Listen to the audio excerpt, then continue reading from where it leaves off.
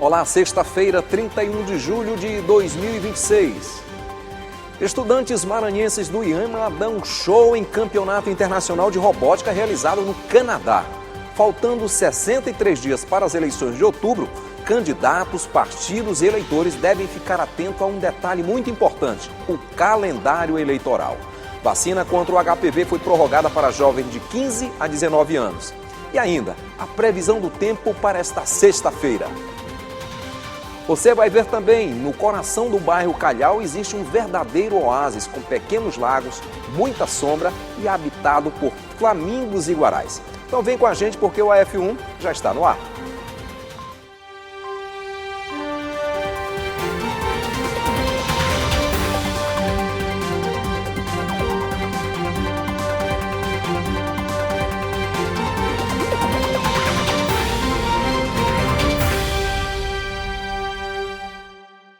Boa tarde. A vacina contra o HPV é uma das principais formas de prevenção de diversos tipos de câncer, como o de colo de útero. E a imunização contra o vírus foi prorrogada para jovens de 15 a 19 anos que ainda não receberam a vacina. Uma nova oportunidade para colocar a vacinação em dia. O Ministério da Saúde prorrogou até o fim de 2026 a campanha de imunização contra o HPV, destinada a adolescentes e jovens de 15 a 19 anos que ainda não receberam a dose. A medida busca ampliar a cobertura vacinal e proteger esse público contra doenças associadas ao vírus. A prorrogação da campanha é uma chance para quem ainda não se vacinou. A recomendação é procurar uma unidade de saúde, verificar a situação da carteira de vacinação e garantir a imunização.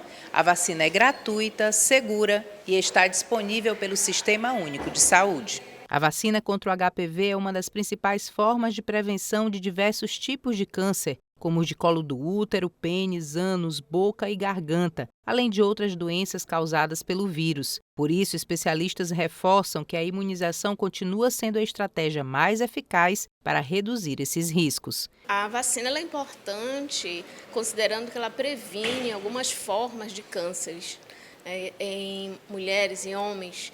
E a estratégia é vacinar, começarmos a vacinar quando adolescente, antes do início da vida sexual. Para receber a vacina, basta procurar uma unidade de saúde com documento de identificação e, se possível, a carteira de vacinação. A orientação é que adolescentes e jovens aproveitem a ampliação do prazo para regularizar a imunização e contribuir para a prevenção de doenças que podem ser evitadas com uma única atitude: vacinar-se. Quando nas escolas nós pedimos autorização desses pais que levem também as carteiras de vacinação sempre, tanto na escola quanto em qualquer lugar de vacinação. A carteira de vacina ela é importante, é um documento que vai identificar essa pessoa, como o RG também, e precisamos que eles compareçam, Faltando 63 dias para as eleições de outubro, candidatos, partidos e eleitores devem ficar atentos a um detalhe muito importante: o calendário eleitoral. Faltando pouco mais de 2 meses para o primeiro turno das eleições de 2026, o calendário eleitoral entra em uma fase decisiva. A partir de agosto, partidos, candidatos e eleitores passam a acompanhar uma sequência de datas que marcam oficialmente o início do processo eleitoral. No dia 5 de agosto, termina o prazo para a realização das convenções partidárias.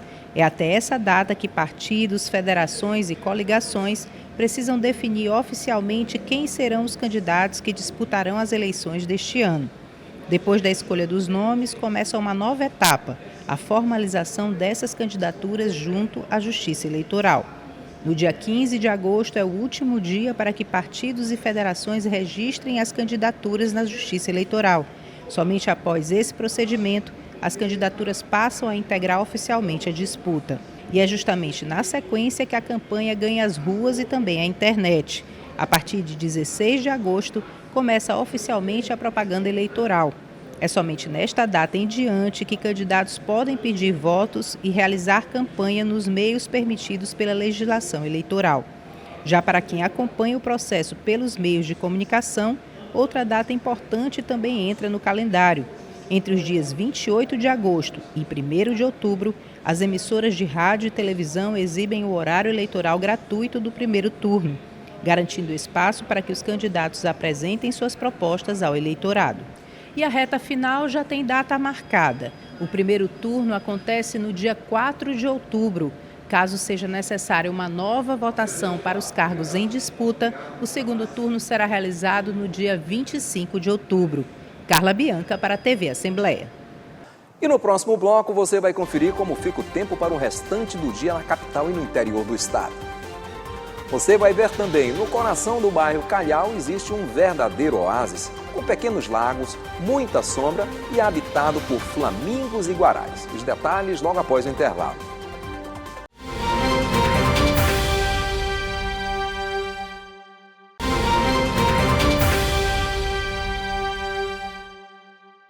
Estamos de volta e com uma grande notícia. É que estudantes maranhenses do IEMA deram um show no Campeonato Internacional de Robótica realizado no Canadá.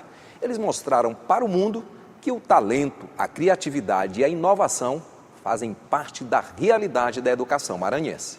Estudantes do Instituto Estadual de Educação, Ciência e Tecnologia do Maranhão, o IEMA, foram até o Canadá para participar de uma das maiores competições de robótica do mundo e voltaram para casa trazendo na bagagem o orgulho de quem colocou o nome da robótica do Maranhão no maior patamar mundial. Todos os alunos no primeiro ano têm acesso à disciplina de robótica. E no segundo ano, o professor consegue selecionar os melhores para inserir nos clubes. São esses estudantes que começam a competir. A importância da robótica para esses estudantes é porque a participação nessas competições proporciona oportunidades, convites de universidades. Nós já temos alguns egressos que hoje estão no CEUM, estão em universidades no Rio Grande do Sul e universidades em São Paulo, que receberam convites após a participação em competições desse gabarito, desse nível. Então essa é a importância. Para esses estudantes é uma porta que se abre, eles conseguem perceber o quão é importante a educação e aonde a educação pode nos levar. Foram meses de preparação, testes e desafios até o embarque para o Canadá. Lá, os estudantes maranhenses enfrentaram equipes de diferentes países e mostraram que talento, criatividade e inovação também fazem parte da realidade da educação no Maranhão. A gente começou a se reunir 3, 4 meses antes da competição e a partir do momento que a gente chega numa competição dessa a nível mundial e a gente traz vários resultados positivos, como os títulos que a gente trouxe para o estado do Maranhão, isso me deixa muito feliz enquanto professor, porque a gente tem a certeza que, de fato, todo aquele trabalho que os estudantes tiveram no decorrer dessa competição pode-se dizer que foi concluído e com bastante êxito. Os alunos do IEMA superaram diversos desafios. Um dos maiores foi perceber que tinham as mesmas condições de vitória que outras equipes de outros países. Vendo, cada adversário, porque a gente estava com pessoas do mundo todo lá, que tem um nível de tecnologia muito mais avançado do que a gente encontra aqui no Brasil, mas a gente conseguiu superar os desafios que a gente encontrou lá para obter um grande resultado. A emoção de representar o Brasil e o Maranhão diante de competidores do mundo inteiro e o reconhecimento internacional reforçam a confiança no potencial de cada integrante da equipe e mostra que investir em educação, ciência e tecnologia abre portas para grandes conquistas. Deu um nervosismo quando eu cheguei lá e vi outras pessoas que eu já sabia que o desenvolvimento delas era um pouquinho mais avançado, o conhecimento delas também, pessoas da China, pessoas do próprio Canadá também. Já sabia que eles tinham uma tecnologia mais avançada que a nossa. Só que o nosso conhecimento de programação também estava bastante avançado. Por isso que, com o tempo da competição, a gente foi ganhando mais confiança e a gente foi se soltando na competição. A experiência no Canadá serve de motivação para continuar pesquisando, criando e inovando. Além de que foi uma experiência incrível para aprender mais sobre a língua, as pessoas que a gente conheceu, fez novas amizades. E por mais que todo mundo aqui tenha a própria equipe da sua unidade, a gente conseguiu unir bastante as unidades, mesmo que sejam diferentes, uniu bastante as unidades do IEMA para poder formar uma equipe dessa. Ganhar em mundiais não é novidade para as equipes do IEMA. Títulos como esse já foram conquistados em 2018, 2019, 2024, 2025 e 2026. Em 2027, a competição acontece na Malásia. Será que dessa vez o Hexa vem? Desenvolveu uma nova tecnologia com o nosso kit de Spike, onde a gente também foi campeão no Autônomos. A equipe do Autônomos do nosso amigo Samuel, que não pôde estar aqui, porque ele está em outra cidade, mas que por ele, que ele também treinou bastante, o nosso carro do Lego Spike que está aqui. E a gente aprendeu bastante coisa com ele também, que a gente quer usar na nossa prova futura, que vai ser no Nacional lá na Paraíba. E vamos trazer mais títulos e isso aqui é só o começo. A conquista também fortalece o ensino da robótica nas escolas e evidencia a importância de incentivar projetos científicos desde cedo. Quando esses estudantes são imersos nesses tipos de evento, nessas competições, eles conseguem perceber que nós estamos no mesmo nível que a robótica hoje é trabalhada no mundo inteiro. Então, mérito para os nossos professores que são muito bem qualificados. Dentro do IEMA a gente tem formações constantes para os nossos professores, todos os professores são qualificados no componente robótica.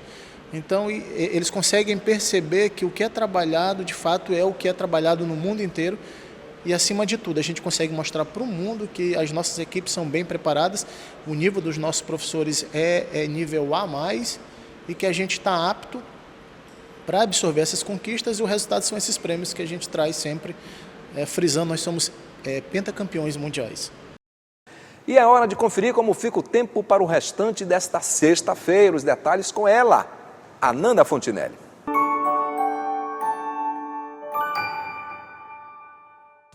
Olá, boa tarde para você que está nos acompanhando na Assembleia em Foco, primeira edição.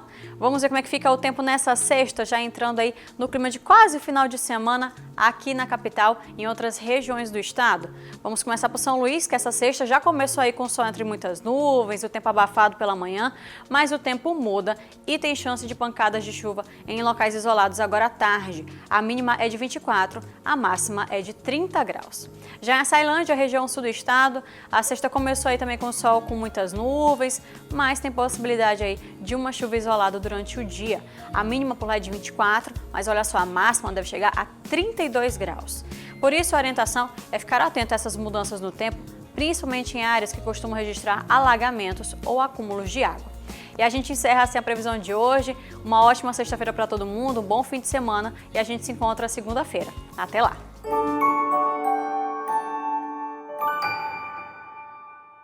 Imagine um lugar onde exista a floresta de um verde encantador, com pequenos lagos, muita sombra e habitada por flamingos e guarás. Agora saiba que existe esse local e ele fica em plena área urbana da capital maranhense, no coração do bairro Calhau. Eu fui conferir de perto este oásis e acompanhei uma verdadeira aula sobre educação ambiental.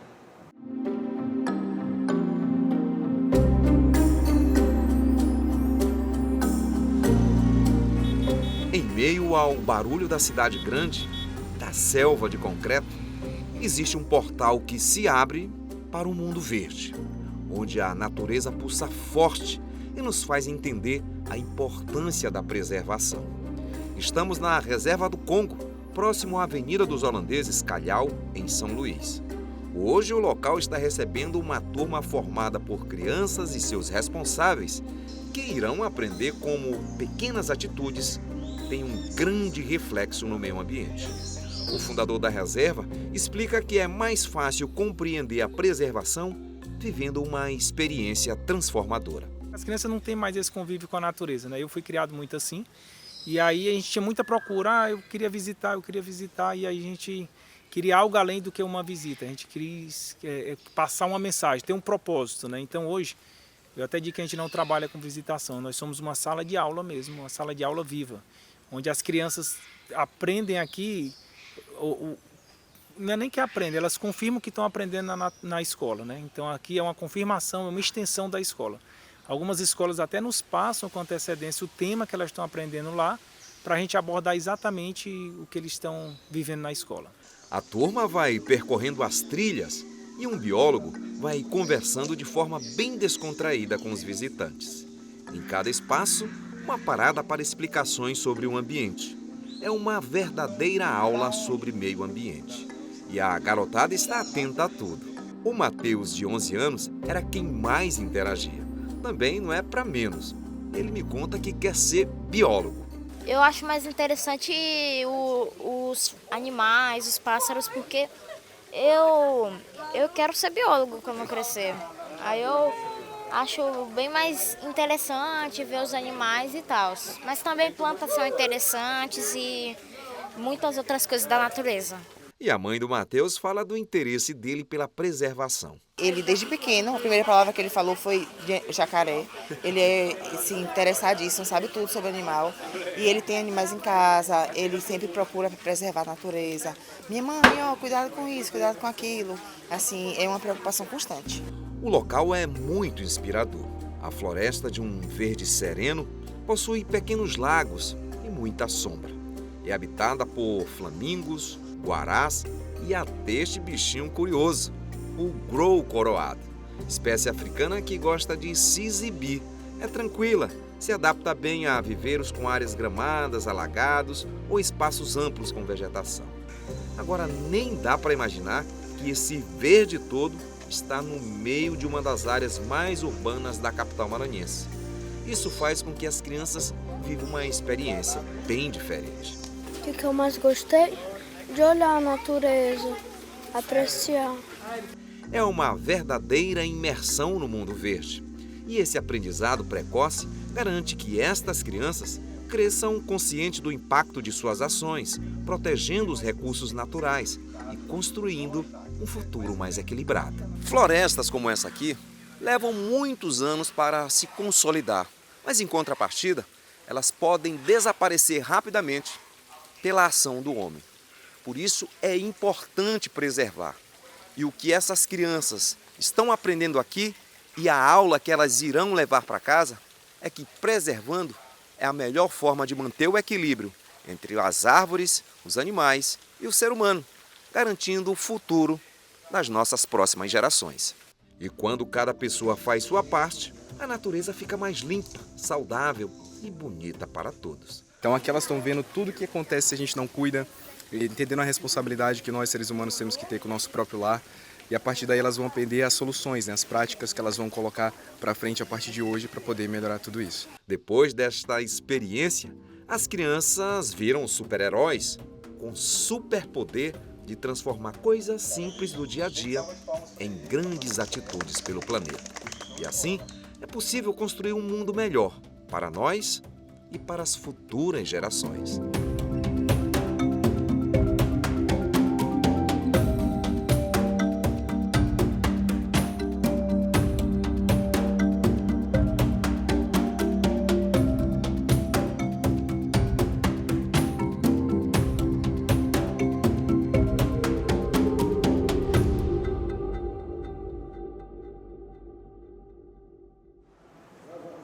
E o AF1 vai ficando por aqui. Obrigado pela sua companhia. Para rever esta reportagem e todo o conteúdo jornalístico produzido pela Diretoria de Comunicação da Assembleia Legislativa, acesse o nosso portal.